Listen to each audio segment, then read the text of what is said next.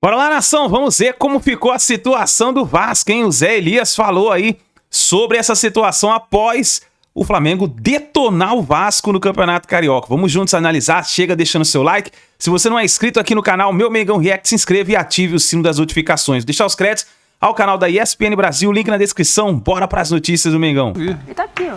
A gente não faz só o que a gente quer. Vamos lá, é o momento do Vasco, vai. Campeonato muito importante. Campeonato mata-mata, ou mata nesse caso agora um jogo só, depois ali na frente viram 2 jogos. Né? Para todos, sempre buscar título é importante, a parte financeira para o clube muito importante, porque é um campeonato que é muito valorizado. Então é a gente levar a sério todas as competições e agora viramos a chavinha do Campeonato Carioca e só pensamos na Copa do Brasil. Aí está o Vasco jogando contra o Flamengo. Jogando. Primeiro tempo, então, né, Pedro?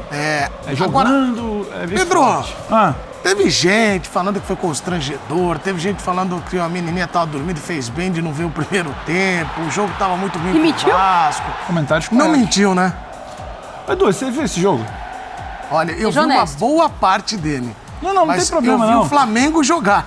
Agora, o Vasco... É porque não chega a ser exatamente também uma surpresa, porque desde que o Vasco começou a encarar times de um nível um pouco mais elevado, não precisou nem ir muito longe não, né? Porque quando pegou aquele Volta Redonda ali, que é um time de Série B agora, depois pega o Fluminense e não vence, agora pega o Flamengo, que é um time de Série A, com infinitamente mais qualidade que o Vasco. A tendência é essa, o Vasco não consegue ficar com a bola.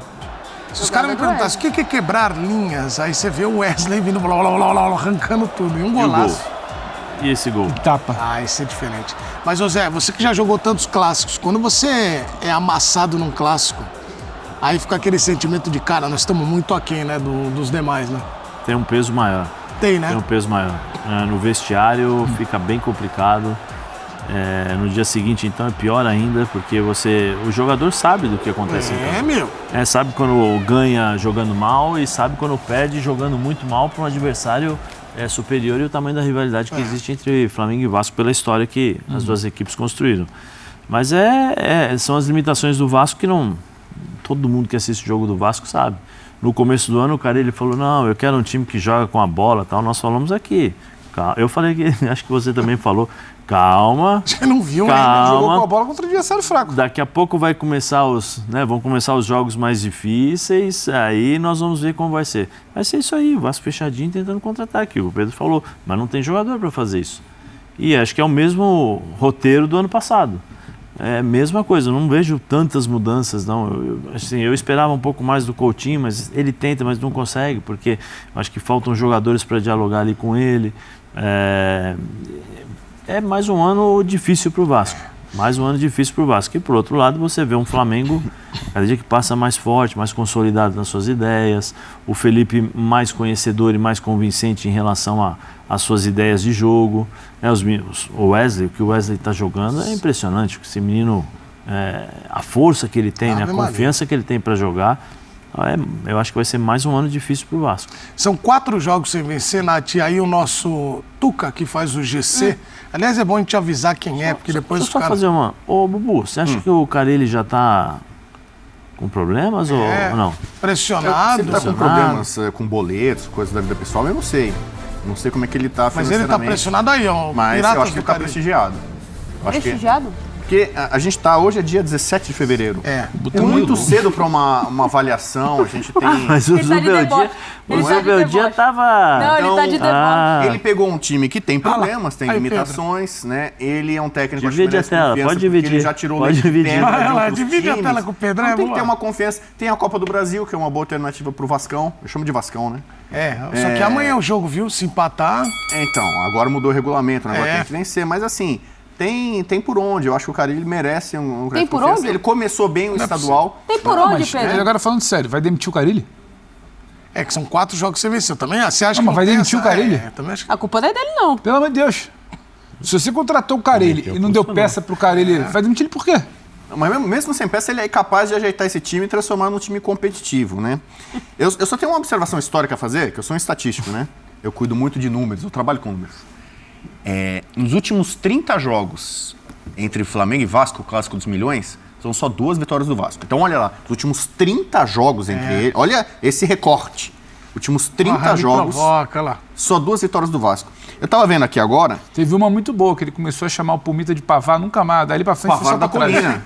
Aí os caras põem ele no banco, então tá bom, tá legal. Aí é o seguinte, a gente fala muito assim, que clássico, em tese, sugere equilíbrio. Porque é clássico, na história, são times mais ou menos grandes, que se equivalem e tal.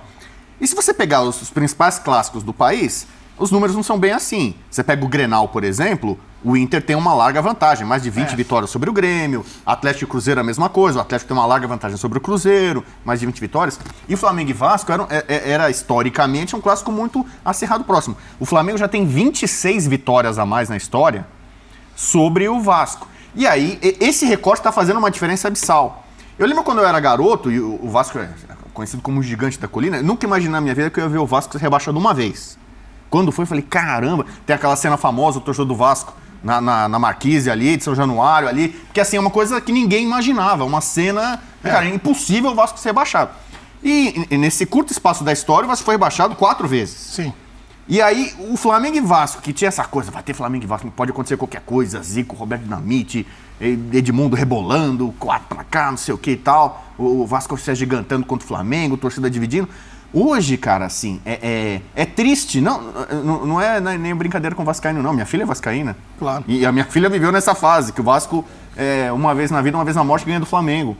É triste ver esse desequilíbrio. O que aconteceu com o Vasco, historicamente, para ter uma realidade como essa, o clássico Flamengo e Vasco, clássico dos milhões, histórico não sei o quê, ser tão desigual agora. Não dá pra, em 30 jogos, Flamengo e Vasco, o Vasco ganha 2, cara. Tem uma resposta. Administrações horrorosas que teve ao longo dos anos. Então, mas você vê como é que isso destrói uma história. Não é que a história do Vasco, que é maravilhosa, vai ser apagada. Não. Mas assim, como você destruiu os números, a estatística, o grande confronto. O Eurico Miranda falava, o Flamengo e Vasco é um campeonato à parte.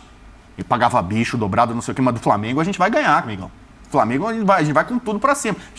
O Vasco crescia. Hoje, o Vasco fica lá, parece um time apático, esperando de quanto que vai ser, de quanto que vai perder. Se não tomar de 6, que nem o ano passado, tá bom. Mas entendeu?